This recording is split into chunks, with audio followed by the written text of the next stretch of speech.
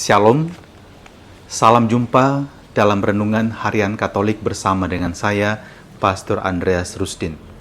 Dan Injil kita hari ini bertutur mengenai orang lumpuh yang dibawa oleh teman-temannya untuk berjumpa dengan Yesus, dan karena rumah tempat di mana Yesus duduk sedang dikerumuni banyak orang, bahkan orang tidak dapat lagi masuk melalui pintu, mereka kemudian berinisiatif untuk memanjat dan membuka atap dan kemudian menurunkan orang lumpuh tersebut di hadapan Yesus. Dan orang lumpuh tersebut disembuhkan karena Yesus melihat iman orang-orang yang membawanya. Tetapi saya ingin mengajak Anda untuk merenungkan satu hal ini. Apakah Anda sadar bahwa kerap kali Anda juga diundang, diajak oleh Tuhan untuk membongkar atap dan kemudian menurunkan orang lain agar mereka dapat mengalami pengalaman rahmat? Yang saya maksud dengan atap ini adalah mungkin situasi tertentu, mungkin kondisi tertentu yang dihadapi oleh orang lain sehingga dia merasa mungkin tidak disupport, dia merasa tidak dicintai, atau dia mengalami keterbatasan, dan mungkin dengan kehadiran Anda yang kemudian membukakan baginya jalan, memberikan kepadanya cara berpikir yang baru, dia kemudian dapat memutuskan dengan berani, ya, saya ingin melanjutkan perjuangan saya. Ya, saya ingin tetap berjuang di sana untuk memperoleh apa yang saya dambakan dan saya cita-citakan. Mungkin itu ada bahkan dalam keluarga Anda. Mungkin Anda sebagai orang tua berhadapan dengan anak-anak Anda ketika mereka berhadapan dengan situasi yang serba tidak pasti.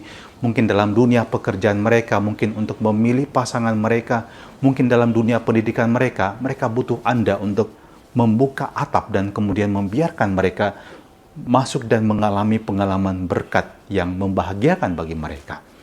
Yang kedua mungkin adalah orang-orang tertentu.